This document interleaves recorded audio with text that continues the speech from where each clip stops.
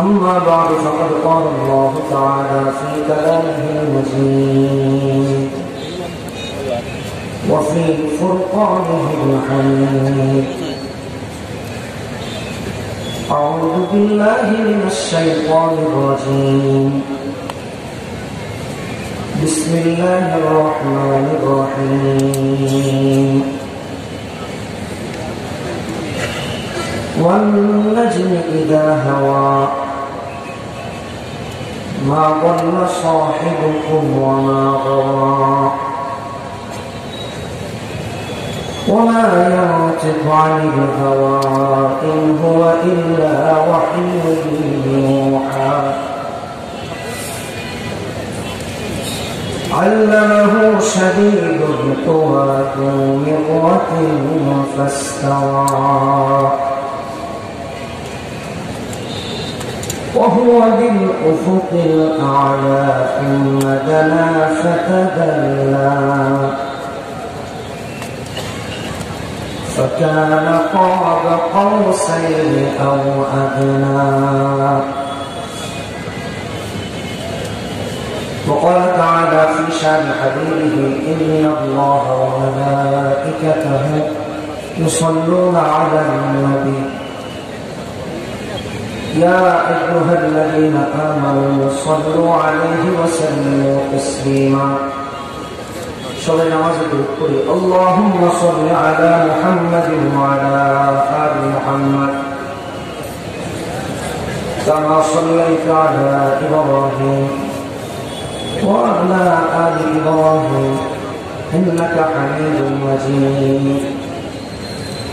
اللهم بارك على محمد وعلى آل محمد كما باركت على إبراهيم وعلى آل إبراهيم إنك حميد مجيد.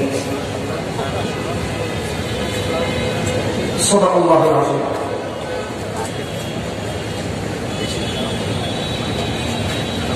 ঐতিহাসিক আল আমিন সংস্থা কর্তৃক আয়োজিত আজকের তাফসীরুল কোরআন মাহফিলের সম্মানিত সভাপতি, উপস্থিত সম্মানিত শ্রদ্ধেয় নায়েবে-নবী উলামায়ে কেরাম, সামনে সমবেত পিতৃতুল্য বাবারা, যুবক বন্ধুরা, পর্দার অন্তরালে অবস্থানরত মা বোনেরা, সকলকে মোবারকবাদ জানিয়ে আল্লাহ সুবহানাহু ওয়া তাআলার দরবারে শুকর আদায় করছি যিনি ভালোবেসে মহব্বত করে আমাদেরকে এখানে আসার এবং বসার তৌফিক দিয়েছেন, এজন্য বলি আলহামদুলিল্লাহ। অত্যন্ত শ্রদ্ধার সাথে স্মরণ করছি শাইখুল ইসলাম আল্লামা শাহ আহমদ শফি রহমতুল্লাহ আলাইহি। আল্লাহ তার কবরকে জান্নাতের আলা মাকামে পরিণত করুন। কোরআন কারীম একটি সূরা তিলাওয়াত করেছে। এই সূরার কয়েকটি আয়াত এজন্য তিলাওয়াত করেছে যে এখানে সারা পৃথিবীতে যত ইসলাম বিদ্বেষী, নবী বিদ্বেষী, সুন্নাহ বিদ্বেষীরা আছে তাদের জন্য আল্লাহ সুবহানাহু ওয়া তাআলা জবাব দিয়েছেন। এজন্য আমার এই বক্তব্য থাকে উম্মতের কি জিম্মাদারি আর আল্লাহ তার হাবিবের জন্য কি করেছে। আমরা রাসূলের ইজ্জত রক্ষার জন্য আন্দোলনের কথা বলি, কিন্তু আসলে তো ইজ্জত রক্ষার দায়িত্ব উম্মতের না। ইজ্জত রক্ষা করেছেন কে? আমরা প্রতিবাদ করি। আমাদের নবীর উপর আঘাত আসলে, আমাদের রাসূলের সুন্নাতের উপর কেউ আঘাত করলে আমরা তাদের প্রতিবাদ করি। হ্যাঁ, তৃতীয় একটা কথা এর বাইরে উম্মতের কাছে রাসূলের ইজ্জত রক্ষা হয় কিভাবে, সেটা হলো যে উম্মত রাসূলের সুন্নাতের উপর যত পাবন তার কাছে রাসূলের ইজ্জত তত বেশি। এই কয়েকটি ভাগে আজকের আলোচনা করবো ইনশাআল্লাহ, আল্লাহ যদি তৌফিক দেন। 20 এপ্রিল 571 খ্রিস্টাব্দে আল্লাহ সুবহানাহু ওয়া তাআলা নবীজিকে পাঠিয়েছেন। 9 রবিউল আউয়াল বিশুদ্ধ মত অনুযায়ী মতান্তরে অথবা 12 রবিউল আউয়াল এই পৃথিবীতে নবীজি এসেছেন। সারা পৃথিবীতে একটা শ্রেণী রাসূলের বিরুদ্ধাচরণ করছে, সুন্নাতের বিরুদ্ধাচরণ করছে, যুগে যুগে করছে, কিয়ামত পর্যন্ত করবে, এটাই স্বাভাবিক। তবে যে বিষয়টি হচ্ছে আমাদের বোঝার, সেটি হচ্ছে এই যে রাসূলের ইজ্জতের উপর আঘাত করা যায়, কিন্তু রাসূলের ইজ্জত নষ্ট করা যায় না। আমি আজকে এমন একজন পয়গম্বরের কথা, রাহমাতুল লিল আলামিনের কথা সবার সামনে উপস্থাপন করতে চাচ্ছি। পৃথিবীর মানবতাবাদীরা, মানবাধিকার কর্মীরা বলছে তারা নাকি মানবতার কথা বলে, তাদের কাছে নাকি মানবতা আছে। কোথায় তাদের মানবতা আছে? আমাদের বিশ্বনবী মুহাম্মদ সাল্লাল্লাহু আলাইহি ওয়াসাল্লাম মায়ের পেটে আসার পরেই তো পিতাকে হারিয়েছেন, 6 বছর বয়সে মাকে হারিয়েছেন, একজন ইতিম ছিলেন, দাদা আব্দুল মুত্তালিবের কাছে লালিত পালিত হয়েছেন, দাদার ইন্তেকাল হয়ে গিয়েছে, চাচা আবু তালিবের কাছে লালিত পালিত হয়ে গিয়েছেন। এরকম একজন ইতিম মুহাম্মদ সাল্লাল্লাহু আলাইহি ওয়াসাল্লাম ওই সমস্ত কথা কথিত মানবতাবাদীদের থেকে 1450 বছর পরেও আক্রমণ থেকে নিস্তার পাননি, রেহাই পাননি। এরা কেমন মানবতাবাদী একটু চিন্তা করে, এটা কেমন মানবতা? 1450 বছর পরেও একজন এতিমকে তারা ছাড়ে। সারা পৃথিবীতে নাস্তিক মুরতাদরা রাসূলের ইজ্জতের উপর আঘাত করছে, করবে ইলা ইয়াউমিল কিয়ামা, কিন্তু ইজ্জত রক্ষার জিম্মাদার হয়েছেন আমার আল্লাহ। বলতে হবে সবাইকে, ইজ্জত রক্ষার জিম্মাদার হয়েছেন কে? আল্লাহ সুবহানাহু ওয়া তাআলা। 40 বছর বয়সে নবুয়তি পেয়েছেন মুহাম্মদ সাল্লাল্লাহু আলাইহি ওয়াসাল্লাম। ইকরা বিসমি রাব্বিকাল্লাযী খালাক, খালাকাল ইনসানা মিন আলাক। কাফের মুশরিকরা রাসূলকে বলতে আরম্ভ করলো, এই যে মুহাম্মদ বিপদগামী হয়ে গেছে, পথভ্রষ্ট হয়ে গেছে, লাঞ্ছিত হয়ে গেছে, বঞ্চিত হয়ে গেছে, পাগল হয়ে গিয়েছে, কবি হয়ে গিয়েছে, গণক হয়ে গিয়েছে। আল্লাহ সুবহানাহু ওয়া তাআলা মুহাম্মদ সাল্লাল্লাহু আলাইহি ওয়াসাল্লামের সম্মান রক্ষার্থে প্রত্যেকটি আপত্তির জবাব কোরআনে হাকিয়ে দিয়েছে, প্রত্যেকটি আপত্তির জবাব দিয়েছেন আল্লাহ সুবহানাহু ওয়া তাআলা। কাফের মুশরিকরা মুহাম্মদ সাল্লাল্লাহু আলাইহি ওয়াসাল্লামকে বলেছে তিনি বিপদগামী হয়ে গিয়েছেন, তিনি ভ্রষ্ট হয়ে গিয়েছেন। আল্লাহ সুবহানাহু ওয়া তাআলা কসম করে সূরা নাজমের 2 নম্বর আয়াতে বলেছেন, ওয়া মা সাহিবুকুম বিমাজনুন ওয়ান নাজমি ইযা হাওয়া মা দাল্লা সাহিবুকুম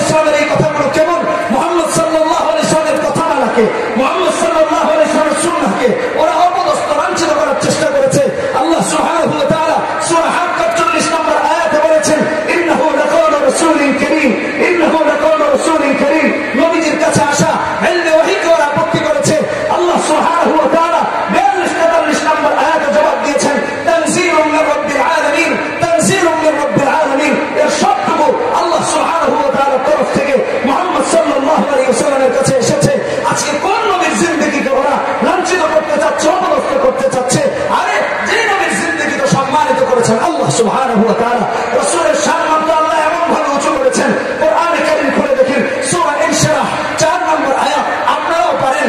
আলাম নাশরাহ লাকা সাদরাক ওয়া ওয়াদা'না আনকা ওয়জরাক আল্লাযী আনকাযা যাহরাক ওয়া রাফা'না লাকা যিকরাক ওয়া রাফা'না লাকা যিকরাক। রাসূলের সম্মানকে আল্লাহ আকাশচুম্বী করেছেন, উন্নীত করেছেন। শুধু তাই না, শুধু তাই না, কোরআনে কারীম খুলে দেখেন আল্লাহ সুবহানাহু ওয়া তাআলা সূরা কালাম 4 নম্বর আয়াতে বলেছেন ওয়া ইন্নাকা লা'আলা খুলুকিন আযীম। রাসূলের চরিত্র মহান চরিত্র। যারা আজকে রাসূলের চরিত্রে আঘাত করতে চায়, আমি তাদের উদ্দেশ্যে বলতে চাই, আরে তোমরা রাসূলের সম্মান কিভাবে নিচু করবা, তোমরা রাসূলের সম্মান কিভাবে নষ্ট করবা?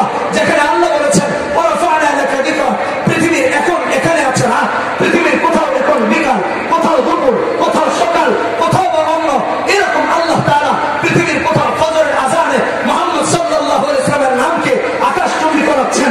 আশহাদু আন্না মুহাম্মাদার রাসূলুল্লাহ, আশহাদু আন্না মুহাম্মাদার রাসূলুল্লাহ। কোথাও ইকামত হচ্ছে, সেখানে উচ্চারিত হচ্ছে আশহাদু আন্না মুহাম্মাদার রাসূলুল্লাহ। হয়তো ফজরের, নয়তো যোহরের, নয়তো আসরের, নয়তো মাগরিবের, নয়তো ইশার আযান হচ্ছে, অথবা নামাজ হচ্ছে। নামাজে আল্লাহ সুবহানাহু ওয়া তাআলা তাশাহুদে রাসূলের আলোচনাকে সমন্বিত করে দিয়ে বলেছেন ওয়া রাফা'না লাকা যিকরাক আসসালামু আলাইকা আইয়ুহান নাবিয়্যু ওয়া রাহমাতুল্লাহি ওয়া বারাকাতুহু, আসসালামু আলাইকা আইয়ুহান নাবিয়্যু ওয়া রাহমাতুল্লাহি ওয়া বারাকাতুহু। আরে তোমরা কোন নবীর সম্মানকে ছোট করবা?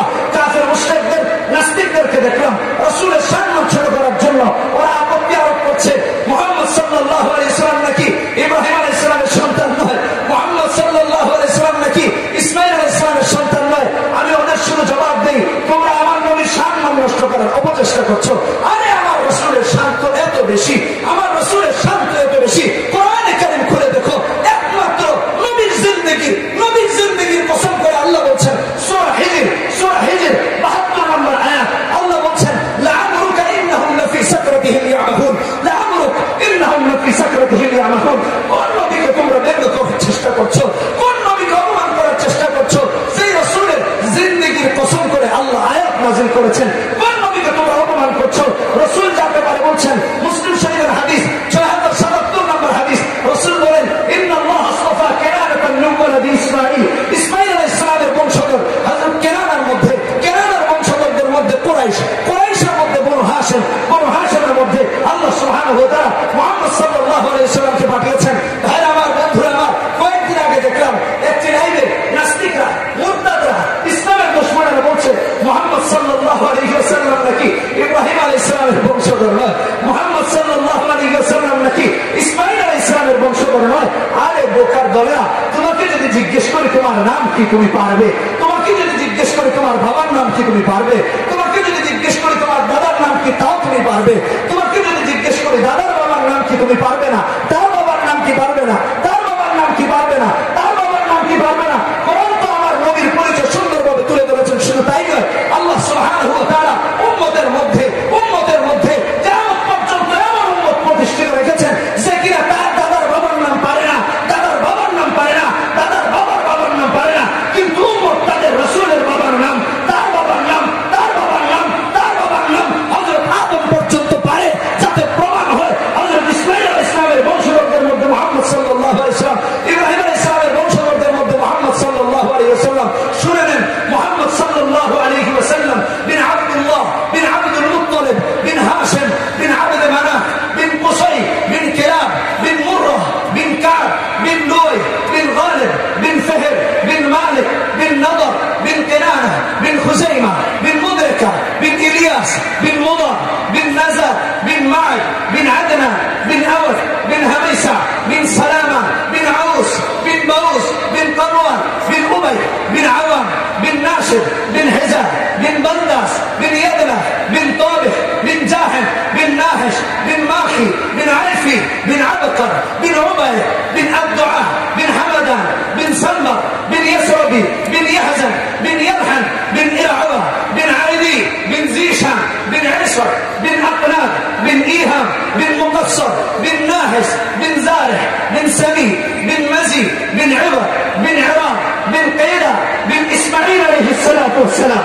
بن إبراهيم عليه الصلاة والسلام بن آزر بن ناهور بن سروج بن رعول بن فائج بن عابر بن أرفكشة بن سام بن نوح عليه الصلاة والسلام بن لامرك بن مطوشة بن إدريس السلام بن يارو بن ملهلين بن قيرم بن آنوش بن شيس عليه الصلاة والسلام بن آدم عليه الصلاة والسلام بن آدم عليه الصلاة والسلام بن آدم عليه الصلاة والسلام আমি আল্লাহর নামে হরফ করে বলছি আমি আল্লাহর নামে হরফ করে বলছি যারা আজকে রাসূলের শানে আঘাত করছো আরে রাসূলের শান তো আল্লাহ রক্ষা করেছেন যারা আজকে রাসূলের ইজ্জতের উপর আঘাত করছো মনে রাখো রাসূলের শান তো আল্লাহ রক্ষা করেছেন তোমাদের বংশ পরম্পরা তোমরা বলতে না পারলেও নবীর উম্মতেরা তাদের নবীর পরিচয় আদম পর্যন্ত বলতে পারে কেউ তাদের নবীর শান নষ্ট করতে পারবে না পারবে না পারবে না ইনশাআল্লাহ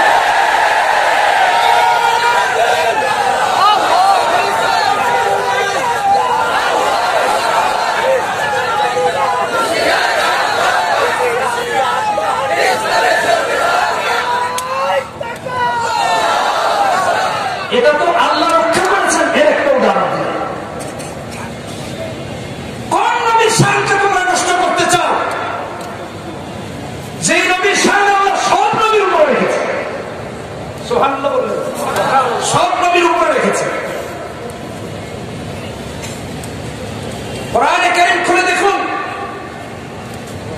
আল্লাহ রাব্বুল ইজ্জত ওয়াল জালাল সূরা আল ইমরান 81 নম্বর আয়াতে বলেছেন وإذا أخذ الله ميثاق النبيين لما آتيتكم من كتاب وحكمة ثم جاءكم رسول مصدق لما معكم لتؤمنن به ولتنصرنه قال أأقررتم وأخذتم على ذلكم نصري قرآن كريم খুলে দেখেন আল্লাহ রাব্বুল ইজ্জত ওয়াল জালাল নবীর সম্মান কত উপরে রেখেছেন সমস্ত নবীর থেকে উপরে রেখেছেন কোন কোন নবীকে আল্লাহ সুবহানাহু ওয়া তাআলা এক এক এলাকার জন্য পাঠিয়েছেন এক এক গোত্রের জন্য পাঠিয়েছেন কিন্তু রাহমাতুল লিল আলামিন নবীকে বিশেষ করে গোত্র বিশেষ করে এলাকার জন্য পাঠাননি আল্লাহ সুবহানাহু ওয়া তাআলা সূরা আম্বিয়া 107 নম্বর আয়াত 17 নম্বর 10 নম্বর পৃষ্ঠায় বলেছেন ওমা আরসালনাকা ইল্লা রাহমাতাল লিল আলামিন আরে কোন নবীর সম্মান তোমরা ছোট করবা যে নবীর শান সব নবীর উপরে কোরআনে কারীম খুলে দেখেন সূরা সফ 28 নম্বর পারা আল্লাহ সুবহানাহু ওয়া তাআলা 6 নম্বর আয়াতে বলছেন ওয়া ক্বাল ঈসা ইবনে মারইয়াম ইয়া বনি ইসরাঈল ইন্নী রাসূলুল্লাহ ইলাইকুম মুসাদ্দিকান লিমা বাইনা ইয়াদাইয়া মিনাত তাওরাহ আল্লাহ রাব্বুল আলামিন নবীর সম্মান তো আকাশচুম্বী করেছেন সমস্ত নবীর উপরে রেখেছেন শুধু তাই না কোরআনে কারীম খুলে দেখেন আল্লাহ রাব্বুল আলামিন পয়গম্বরদেরকে যে একের পর এক মর্যাদাবান করেছিলেন 3 নম্বর পারা প্রথম পৃষ্ঠা প্রথম লাইন সূরা বাকারা 253 নম্বর আয়াত আল্লাহ বলেন তিলকা রাসূল ফাদ্দালনা বা'দাহুম আলা বা'দ মিনহুম মান কাল্লামা আল্লাহ ওয়া রাফা'a বা'দাহুম দারাজাত ওয়া রাফা'a বা'দাহুম দারাজাত আমাদের নবীর মান সবার উপরে রেখেছেন কোরআনে কারীম খুলে দেখেন অন্যান্য পয়গম্বরদেরকে আল্লাহ রেখেছেন ইয়া মূসা পয়গম্বরকে রেখেছেন ইয়া ঈসা পয়গম্বরকে রেখেছেন ইয়া আদম পয়গম্বরকে রেখেছেন ইয়া ইব্রাহিম পয়গম্বরকে রেখেছেন ইয়া যাকারিয়া পয়গম্বরকে রেখেছেন ইয়া ইয়াহইয়া কোরআনে কারীমে একটা সিঙ্গেল স্পট একটা সিঙ্গেল জায়গা দেখাতে পারবেন না যেখানে ইয়া মুহাম্মদ বলে রেখেছেন কোরআনে কারীম খুলে দেখেন চার জায়গায় মুহাম্মদ নামটি এসেছে সাল্লাল্লাহু আলাইহি ওয়াসাল্লাম এক জায়গায় ইয়া মুহাম্মদ বলে ডাকেন নেই এক জায়গায় ইয়া মুহাম্মদ বলে ডাকেন নেই কোরআনে কারীম খুলে দেখেন অন্যান্য পয়গম্বরকে হরফে নিদা তথা অব্যয়সূচক বর্ণ দিয়ে ডেকেছেন ইয়া বলে ডেকেছেন নবীজিকে ইয়া বলে ডাকেন নাই তার মানে সব নবীর উপরে মর্যাদা আল্লাহ সুবহানাহু ওয়া তাআলা মুহাম্মদ সাল্লাল্লাহু আলাইহি ওয়াসাল্লামের দিয়েছেন আর যার আগের পরের সমস্ত গুনাহ আল্লাহ মাফ করে দিয়ে বলেছেন লিয়াগফির লাকাল্লাহ সূরা ফাতহ ইন্না ফাতাহনা লাকা ফাতহান মুবিনা লিয়াগফির লাকাল্লাহ মা তাকদ্দামা মিন যামবিকা ওয়া মা তাআখার আগের গুনাহ মাফ করে দিয়েছেন পরের গুনাহ মাফ করে দিয়েছেন এমন নবী মুহাম্মদ সাল্লাল্লাহু আলাইহি ওয়াসাল্লাম ভাইরা আমার কোরআনে হাকিম করে দেখেন সূরা বাকারা 35 নম্বর আয়াত হযরত আদম আলাইহিস সালামকে আল্লাহ তাআলা ডাকতে গিয়ে বলেছেন ইয়া আদম উসকুন আনতা ওয়া যাওজুকাল জান্নাহ হযরত ঈসা আলাইহিস সালামকে ডাকতে গিয়ে আল্লাহ তাআলা বলেছেন সূরা আল ইমরান 55 নম্বর আয়াত ইয়া ঈসা ইন্নী মুতাওয়াফফি কোরআনে কারীম খুলে দেখেন হযরত যাকারিয়া আলাইহিস সালাতু ওয়াস সালামকে আল্লাহ রাব্বুল ইজ্জত ওয়াল জালাল ডাকতে গিয়ে বলেছেন সূরা মারইয়াম 7 নম্বর আয়াত ইয়া যাকারিয়া ইন্না নুবাশশিরুকা বিগুলামিন ইসমুহু ইয়াহইয়া ইয়া যাকারিয়া ইন্না নুবাশশিরুকা বিগুলামিন ইসমুহু ইয়াহইয়া কোরআনে কারীম খুলে দেখেন হযরত ইয়াহইয়া আলাইহিস সালামকে আল্লাহ তাআলা ডেকেছেন তো বলেছেন সূরা মারইয়াম 12 নম্বর আয়াত ইয়া ইয়াহইয়া খুযিল কিতাবা বিকুওয়া ওয়া আতাইনাহু আল হুকমা সাবিয়্যা কোরআনে কারীম খুলে দেখেন আল্লাহ রাব্বুল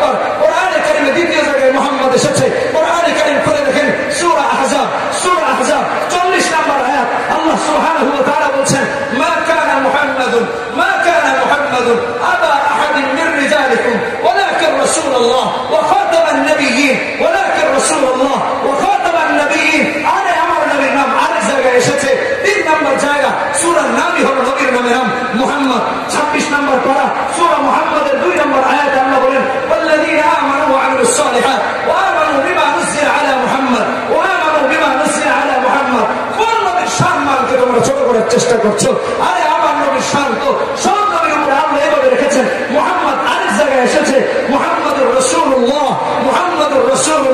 সূরা ফাতহ 29 নম্বর আয়াত 26 নম্বর পারা আল্লাহ সুবহানাহু ওয়া তাআলা বলেন মুহাম্মদুর রাসূলুল্লাহ والذين معه أشداء على الكفار رحماء بينهم تراهم ركعا سجدا কোন নবীর শানে তোমরা আঘাত করছো কোন নবীর ইজ্জতকে তোমরা খাটো করার চেষ্টা করছো কোন নবীর সম্মানকে ছোট করার চেষ্টা করছো আরে আমার নবীকে যখন আল্লাহ ডেকেছেন মুহাম্মদ সাল্লাল্লাহু আলাইহি ওয়াসাল্লামকে যখন আল্লাহ ডেকেছেন ইয়া রাসূল বলে ডাকেন নাই ইয়া নবী বলে ডাকেন নাই বরং বলেছেন ইয়া আইয়ুহার রাসূল ইয়া আইয়ুহার রাসূল ইয়া আইয়ুহার রাসূল বাল্লিগ মা উনজিলা ইলাইকা মির রাব্বিক বাল্লিগ মা উনজিলা ইলাইকা মির রাব্বিক ওয়া ইন লাম তাফআল ফামা বাল্লাগতা রিসালাতা মুশরিকরা বলে নবীজিকে আঘাত করলে তারা কেন রাস্তায় নেমে যায় নবীজিকে আঘাত করলে তারা কেন জান দেওয়ার জন্য রেডি হয়ে যায় বুরাকের সামনে কেন দাঁড়িয়ে যায় কামানের সামনে কেন দাঁড়িয়ে যায় আরে বোকার দলেরা আমরা তো আমাদের নবীকে নিজের জীবনের থেকে নিজের জানের থেকে নিজের মালের থেকে বেশি ভালোবাসি এই জন্য আমরা বুলেট ভয় পাই না এই জন্য আমরা কামান ভয় পাই না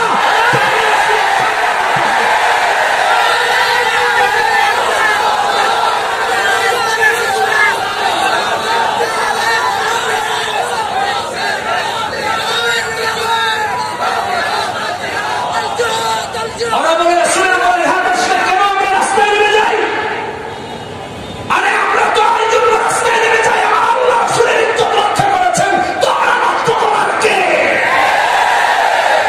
আল্লাহ নাফরমানি করে যদি তোমরা রাসূলের ইজ্জতে হাত দাও এই আকাশ চুরমার হয়ে যাবে সূর্যটা বন্ধ হয়ে যাবে চাঁদ রশ্মি দেয়া বন্ধ করে দিবে যে আল্লাহ সব সৃষ্টি সেই আল্লাহ কোন ধরনের কোন কাজে তোমাদের হাত দেওয়ার কোন ক্ষমতা আল্লাহ দেন মুহাম্মদ সাল্লাল্লাহু আলাইহি ওয়াসাল্লামকে আল্লাহ রাহমাতুল লিল আলামিন করে পাঠিয়েছেন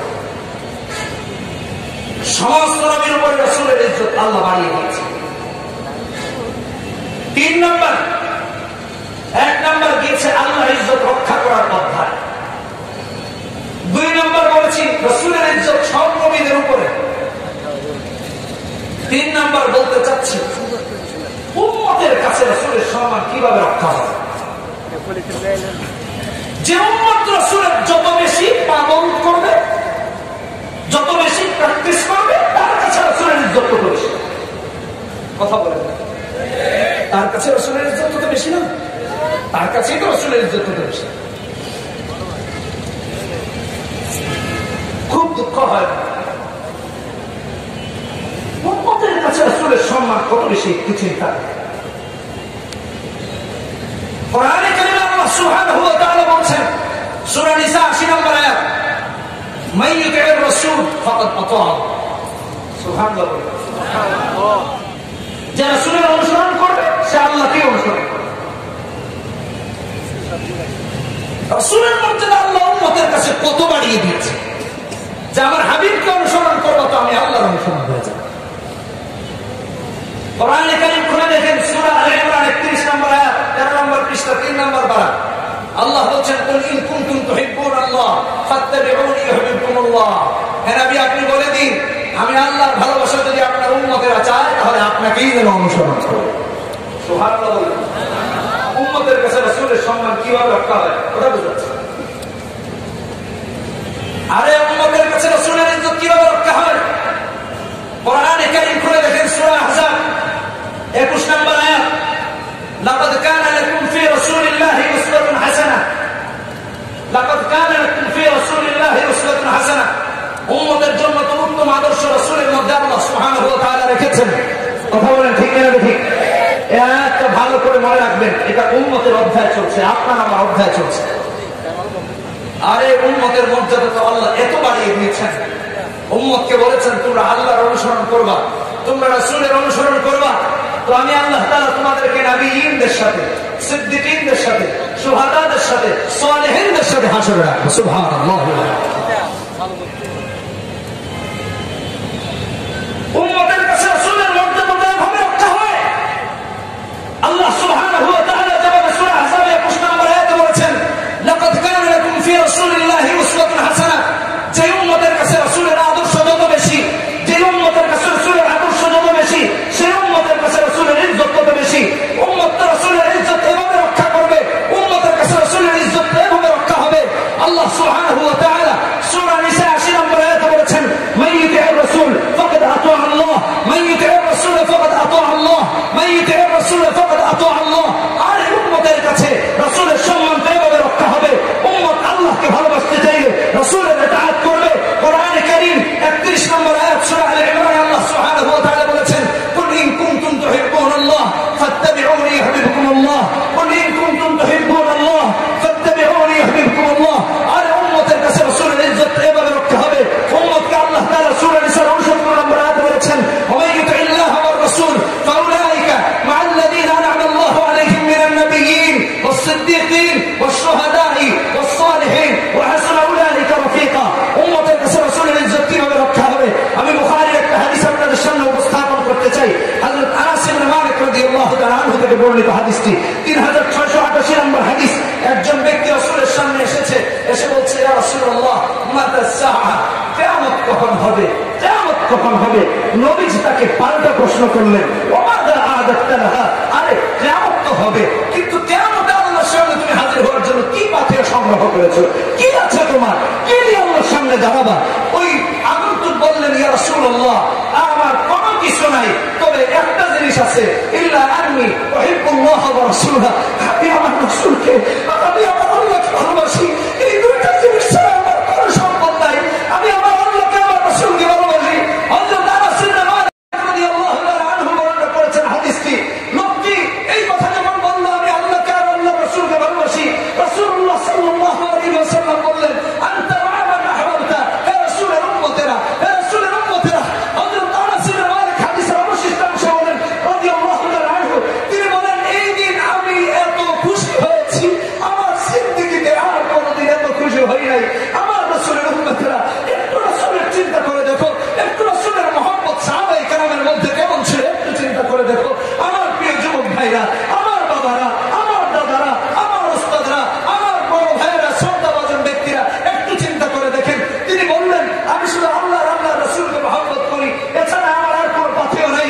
রাসূল বললেন, আনতা মা মান আহবাবতা, তুমি যাকে ভালোবাসো তার সাথেই তুমি হাসরে হবে, তার সাথেই তুমি পরকালে থাকবে। আল্লাহু আকবার। হযরত আনাস ইবনে মালিক বলছেন, আমি এই দিন এত খুশি হয়েছি, এর আগে কোনোদিন আমি এত খুশি হইনি, এর আগে কোনোদিন আমি এত খুশি হইনি। তিনি কারণ বলছেন, আমি এই জন্য এত খুশি হয়েছি, কারণ হলো আমি আমার আল্লাহকে ভালোবাসি, আমি আমার রাসূলকে ভালোবাসি, আমি আবু বকরকে ভালোবাসি, আমি ওমরকে ভালোবাসি, এই জন্য আমি এত খুশি হয়েছি। আর কোনো কারণ নাই, আর কোনো কারণ নাই। আমি আমার যুবকদেরকে বলতে চাই, হ্যাঁ আমার যুবক ভাইয়েরা, হযরত আনাস ইবনে মালিক যেরকম খুশি হয়েছেন, আমাদের এরকম খুশি হওয়ার পাওয়া কারণ হলো আমরা তো আমার রাসূলকে এরকম ভালোবাসি। কথা বলেন ঠিক কিনা ঠিক? আমাদের আল্লাহকে এরকম পৃথিবীর সবচেয়ে বেশি ভালোবাসি। কথা বলেন ঠিক কিনা ঠিক? আমার যুবকদের অবস্থা দেখে হতাশ হই।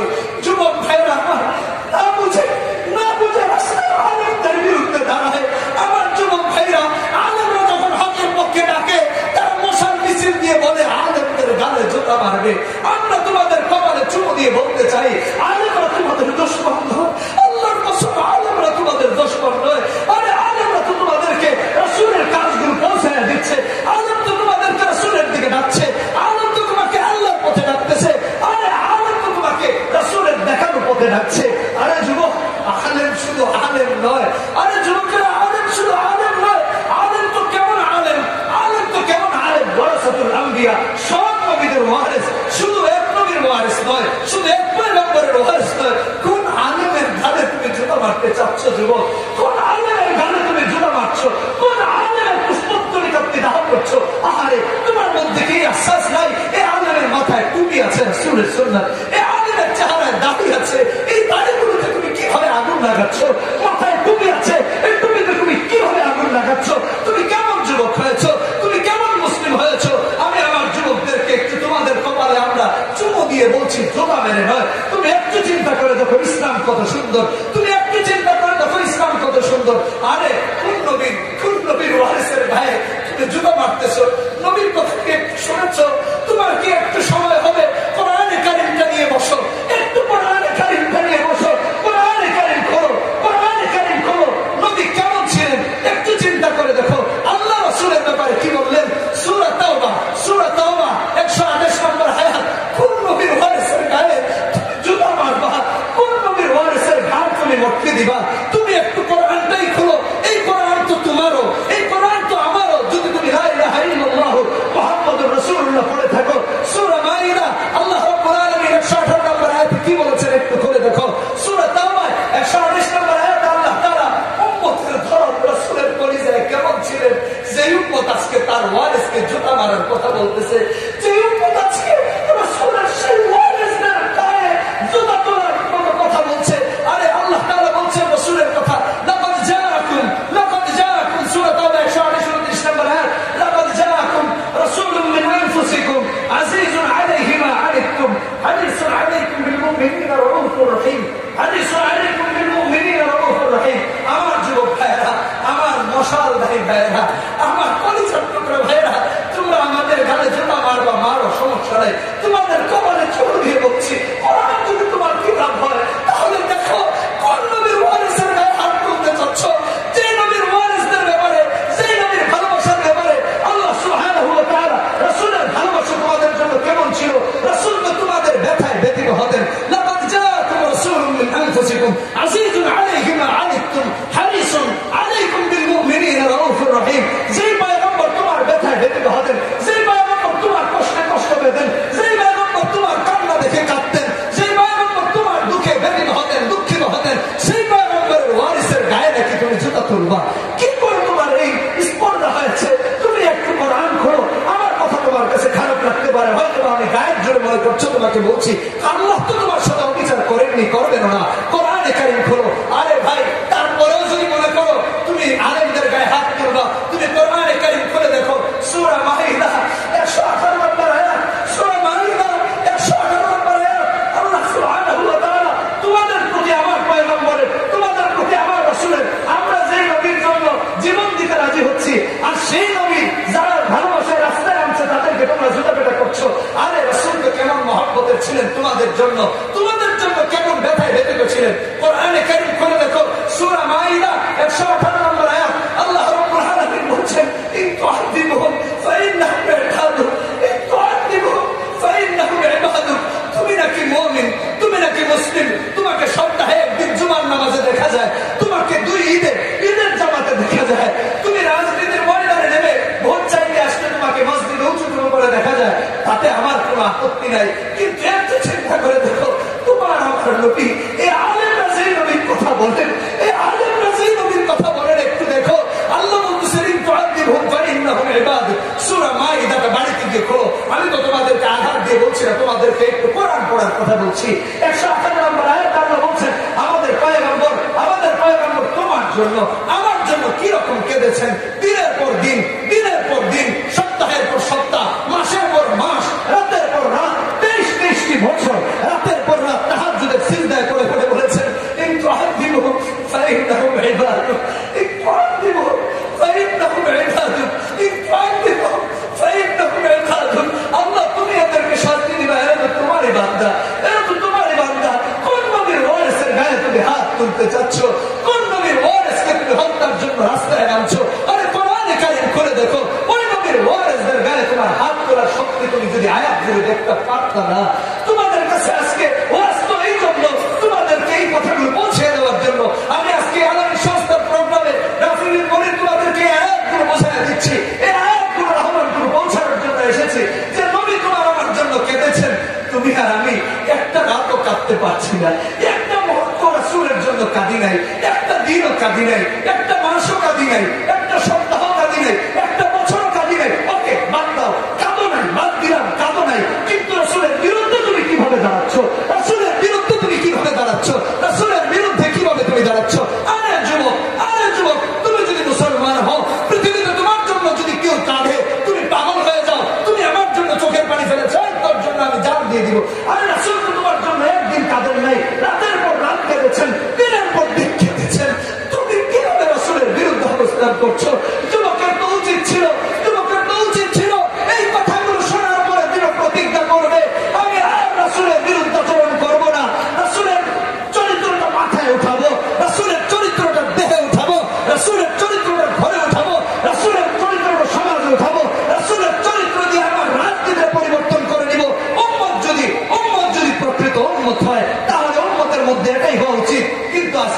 গাফেল, উম্মত গাফেল। উম্মত চলছে পশ্চিমাদের চরিত্র নিয়ে, উম্মতের মাথায় পশ্চিমাদের চরিত্র, উম্মতের চেহারায় পশ্চিমাদের চরিত্র, উম্মতের লেবাসে পশ্চিমাদের চরিত্র, যুবকদের পদমস্তকে পশ্চিমাদের চরিত্র, যুবকের ঘরে পশ্চিমাদের চরিত্র, যুবকের স্ত্রীর পশ্চিমাদের চরিত্র, মা বাবার এক হালত, রাজনীতির এক হালত, সমাজের এক হালত, প্রশাসনের এক হালত। আমি আল্লাহর ওয়াস্তে বলছি, আল্লাহর ওয়াস্তে বলছি, উম্মত যদি হয়ে থাকি তাহলে রাসূল কেঁদেছেন। আমরা যদি না করতেও পারি, রাসূলের বিরোধিতা করা উচিত নয়, রাসূলের বিরোধিতা করা উচিত নয়, রাসূলের বিরোধিতা করা উচিত নয়। আমরা আজকে যখন নাস্তিক মুরতাদদের বিরুদ্ধে দাঁড়াই, আমরা যখন রাস্তায় যাই, তোমরা আমাদেরকে ঘাড় মটকে দাও, আপত্তি নাই। তোমরা আমাদেরকে বুলেট দিয়ে আঘাত করে করে দেহটা ক্ষত বিক্ষত করে দাও, সমস্যা নাই। আমরা তো আল্লাহর কাছে শাহাদাতের তামান্না এমন চাই যে আল্লাহ জীবন দাও, রাসূলের ভালোবাসায় মৃত্যু হবে, শহীদ হব, আবার জীবন দাও, আবার শহীদ হব, আবার জীবন দিবে, আবার শহীদ হব, আবার শহীদ হব, আবার শহীদ হব।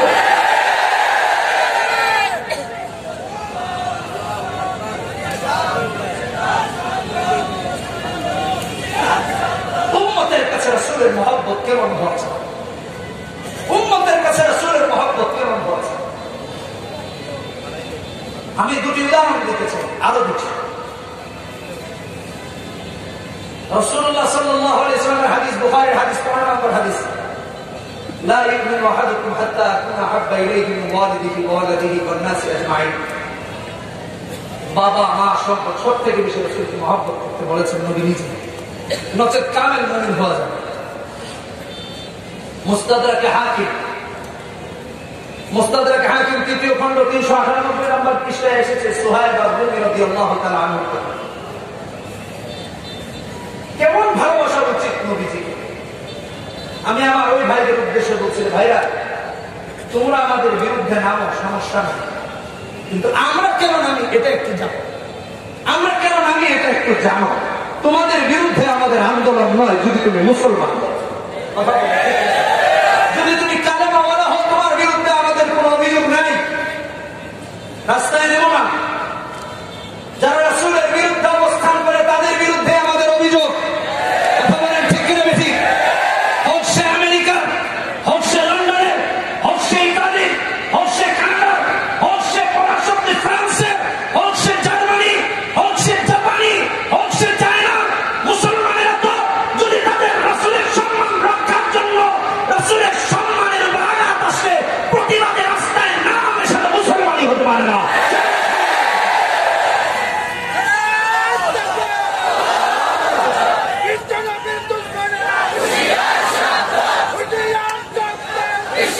বসেন বসেন, সময় অল্প, আমি ঘড়ি দেখে দেখে বায়ান করতেছি। উম্মতের কাছে রাসূলের মহব্বত কেমন হচ্ছে? মুস্তাদরাকে হাকিম তৃতীয় খণ্ড 398 নম্বর পৃষ্ঠায় মুস্তাদরাকে হাকিমে এসেছে সুহাইব আর-রুমি রাদিয়াল্লাহু তাআলা আনহু কথা। রাসূল হিজরত করে মদিনায় গিয়েছেন, তিনিও মদিনার পথে রওনা করেছেন। মুশরিকরা এসে বাধা দিয়েছে, এই তুমি কোথায় যাচ্ছ বলে মদিনায়, বলছে যেতে দেওয়া হবে না, যেতে দেওয়া হবে না বলে। সুহাইব আর-রুমি রাদিয়াল্লাহু তাআলা আনহু তুরীরের দিকে দৃষ্টিপাত করিয়ে বললেন, এই দেখো এই তুরীরে যতগুলো তীর আছে, তোমরা জানো আমার তীর লক্ষ্যভ্রষ্ট হয় না, যেখানে মারি ওখানেই যায়। সুহাইব আর-রুমি বললেন, তোমরা আমার রাসূলের কাছে যেতে দিবা না, দেখো আমার তরবারিটা, তোমরা আমার রাসূলের কাছে যেতে দিবা না। এই সুহাইব আর-রুমির দেহে যতক্ষণ প্রাণ আছে তোমরা বাধা দিয়ে রাখতে পারবে না। তোমাদের বিরুদ্ধে আমার এক একটি তীর শেষ হয়ে গেলে তরবারি হাতে উঠিয়ে দিব, তরবারি টুকরো টুকরো হয়ে গেলে সুহাইব আর-রুমির দেহে যতক্ষণ শ্বাস নিঃশ্বাসের শেষ জায়গাটা থাকবে, আমাকে রাসূলের মহব্বত থেকে মদিনায় যাওয়া থেকে বাধা দিয়ে রাখতে পারবে না, পারবে না। তিনি হলেন সুহাইব আর-রুমি রাদিয়াল্লাহু তাআলা আনহু। উম্মতদেরকে বলছি, কাফেরদের বিরুদ্ধে না হয় অন্যদিন বলবো, শুধু আমার মুসলিম যুবকদের উদ্দেশ্যে বলছি, যুবক তুমি কিভাবে দাঁড়াচ্ছ, কিভাবে দাঁড়াচ্ছ? মুসলিম শরীফের হাদিস 5480 নম্বর হাদিস। এক ব্যক্তি এসেছে নবীদের কাছে, মুসাফির এসে বলছে, ইয়া রাসূলুল্লাহ, আমি ক্ষুধার্ত, আমাকে খাবার দিন। নবী সাল্লাল্লাহু আলাইহি ওয়াসাল্লাম একজন স্ত্রীর কাছে পাঠালেন। তিনি খবর পাঠালেন, আমার বাবা মা আপনার জন্য কুরবান হন, হে আল্লাহর রাসূল, ঘরে কোনো খাবার নেই। কোন নবীর বিরুদ্ধে ইসলাম অবস্থান তোমাদের? যে উম্মাহাতুল মুমিনিনদের একজনের ঘরে খাবার নাই, মেহমানকে খাওয়ানোর মতো। নবীজি দ্বিতীয় আরেকজন স্ত্রীর কাছে পাঠালেন, তিনি একই মেসেজ দিলেন, ঘরে খাবার নাই। তৃতীয় আরেকজনের কাছে পাঠালেন, এভাবে সব স্ত্রীদের কাছে পাঠালেন, কারো ঘরে খাবার পাওয়া গেল। শুধু রাসূল কেঁদেছেন এমন না, উম্মতের মহব্বত রাসূলের জন্য কেমন ছিল চিন্তা করে দেবেন। রাসূলের অন্তরে উম্মতের জন্য কেমন ভালোবাসা ছিল। নবীজি কারো ঘরে যখন খাবার পেলেন না, নিজের স্ত্রীদের, উপস্থিত সাহাবীদেরকে ঘোষণা দিলেন, তোমাদের মধ্য থেকে কে আমার এই মেহমানকে মেহমানদারি করাবা? যে মেহমানদারি করাবা, আল্লাহ রাব্বুল আলামিনের সামনে আল্লাহর রহমতের ব্যাপারে আমি তার জন্য জামিন হব। সুবহানাল্লাহ বললেন না? কষ্ট হচ্ছে? একজন সাহাবী দাঁড়িয়ে গিয়েছে, ইয়া রাসূলুল্লাহ, আমি খাও। মেহমানকে নিয়ে বাড়িতে গিয়েছেন, স্ত্রী বলতেছেন, হে স্বামী আমার, আপনি মেহমান নিয়ে এসেছেন, ঘরে তো খাবারের কিছুই নাই, আপনি সারাদিন না খেয়ে আছেন, আমি সারাদিন না খেয়ে আছি, বাচ্চাগুলো না খেয়ে আছে, সারাদিন কষ্ট করে বাচ্চাদের জন্য একটু খাবার জুগিয়েছি, তাও আপনি মেহমান নিয়ে আসেন। স্বামী রেখে বলেন, স্ত্রী, ইনি সাধারণ কোন মেহমান নয়, খবরদার চুপ করো, ইনি রাসূলের মেহমান। রাসূল বলেছেন, যে তার মেহমানদারি করাবে, আল্লাহ রহমতের ব্যাপারে তার জামিনদার হবে, আমি এই জন্য নিয়ে এসেছি। স্বামী স্ত্রীকে বুদ্ধি দিচ্ছেন, শোনো, বাচ্চারা না খেয়ে আছে, কি হয়েছে? চুলার ভিতরে পাতিলা দিয়ে তাতে পানি দিয়ে নাড়াতে থাকো, বাচ্চাগুলো কাঁদতে কাঁদতে এক পর্যায়ে ঘুমিয়ে যাবে। তারপর পালা হলো তোমার আর আমার, মেহমানের সামনে বসে আমরা বাতি বন্ধ করে দিব, মুখ নাড়াতে থাকবো, মেহমান ভাববে যে আমরা খাচ্ছি, সেও খেতে থাকবে। যেমন তাদের প্ল্যান তেমনই তারা বাস্তবায়ন করলো। সবাই মিলে এমন ভাবে মেহমানকে মেহমানদারি করে পাঠিয়ে দিল। মেহমান তো চলে গেলেন রেখে। আমি শুধু বাবাদের উদ্দেশ্যে বলছি, যারা এখানে বাবা হয়েছে, আমার নায়িকের আবার যে সমস্ত মা বোনদের কাছে যাচ্ছে, যারা মা হয়েছেন, সন্তানের ভালোবাসা কত বেশি একজন বাবার করে যায়, যে বাবা না হয়েছে সে বুঝবে। সাহাবী